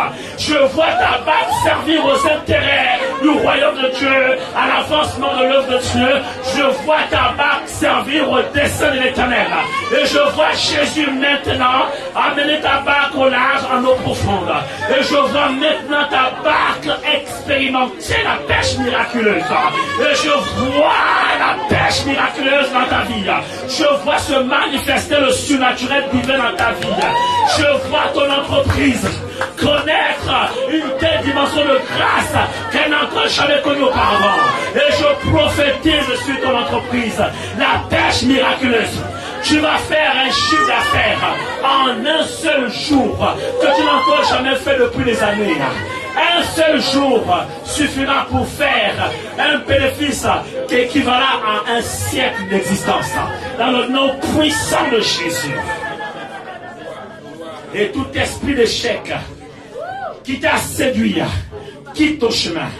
Dans le nom de Jésus. Tout arbre qui n'a pas été planté par mon Père est déraciné.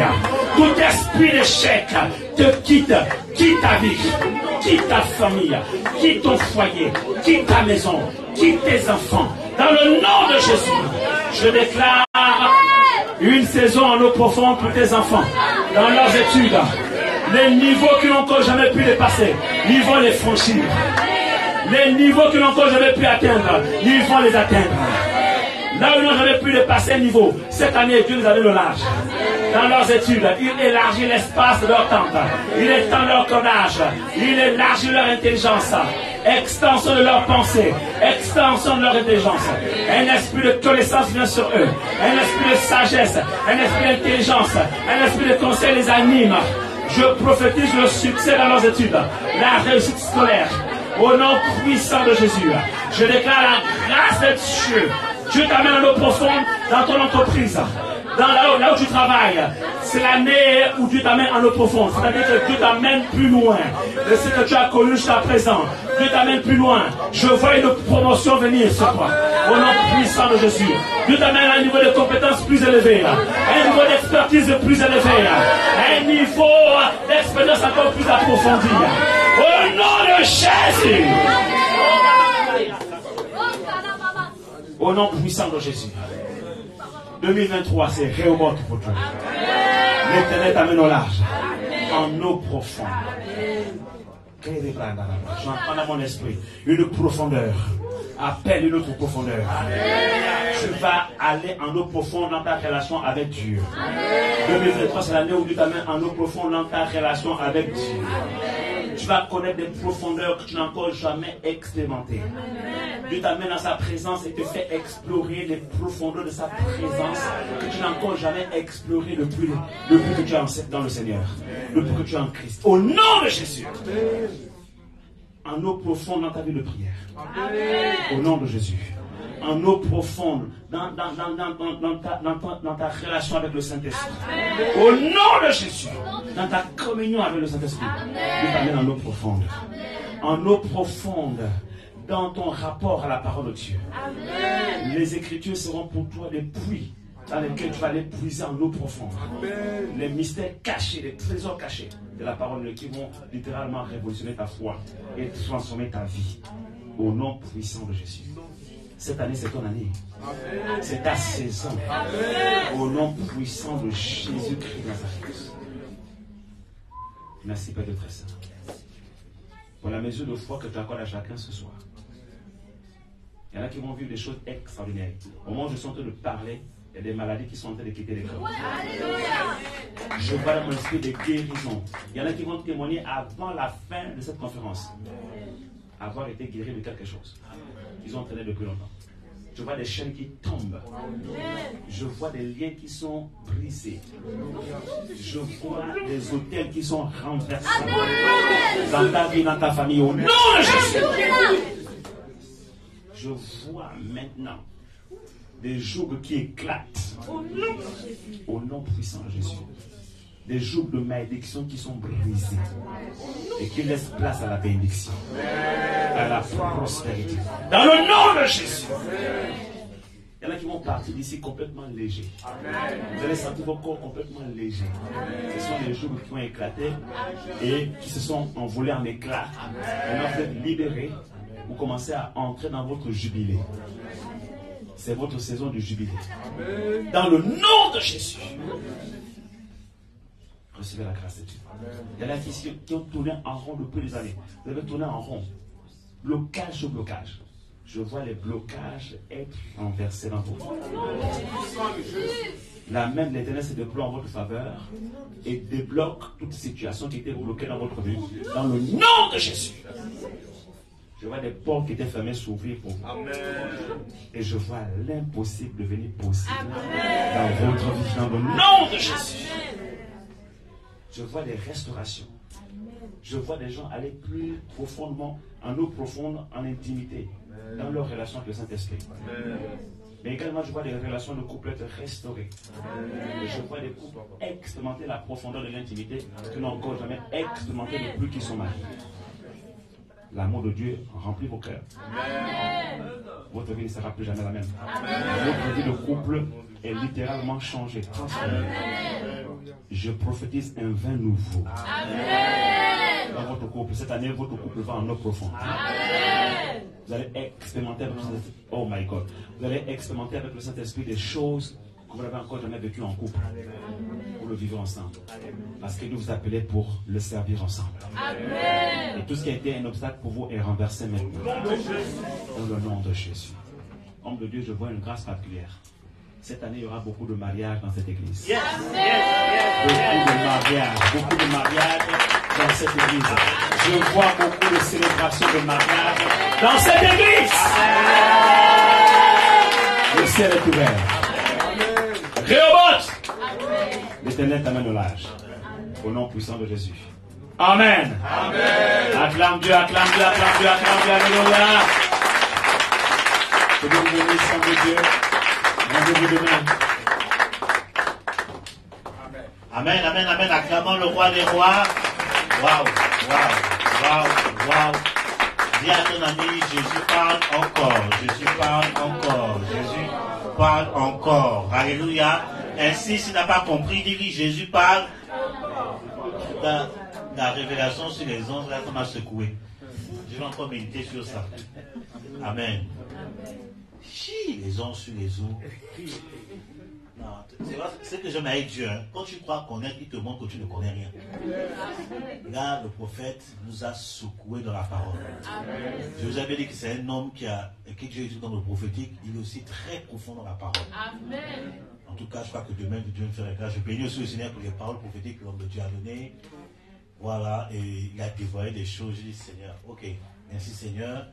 Voilà, et je bénis la parole que le prophète a donnée sur le pasteur, l'homme de Dieu, le pasteur Simeon.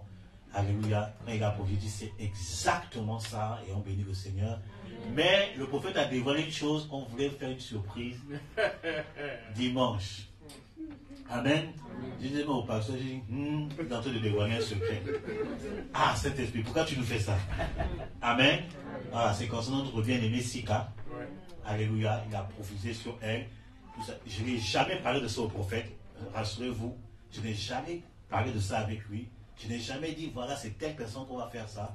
Parce que ce dimanche, on va établir la sœur de Sika comme prédicatrice enseignante. Amen.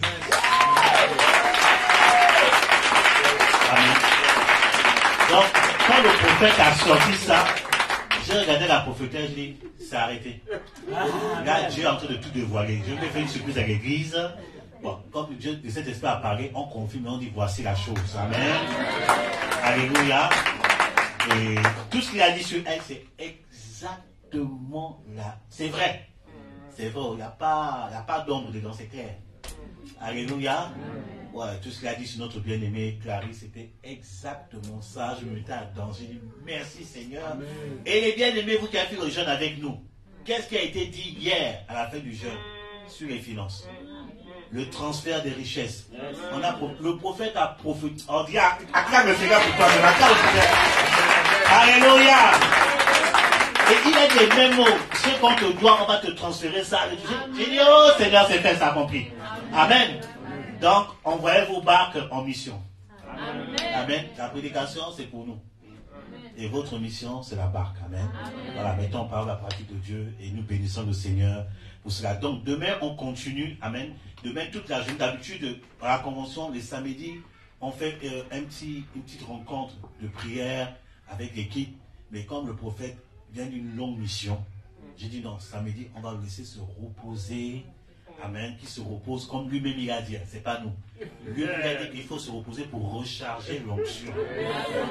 Donc, on va le laisser se reposer demain toute la journée, mais le soir, le coin sera gâté. Dis à ton ami le soir, quand tu viens, ne regarde plus à ta montre. Viens sans la montre. Ton téléphone, tu l'éteins. Parce qu'on va commencer à 18h. On ne sait pas quand ça va terminer. Alléluia. Le temps passe tellement vite.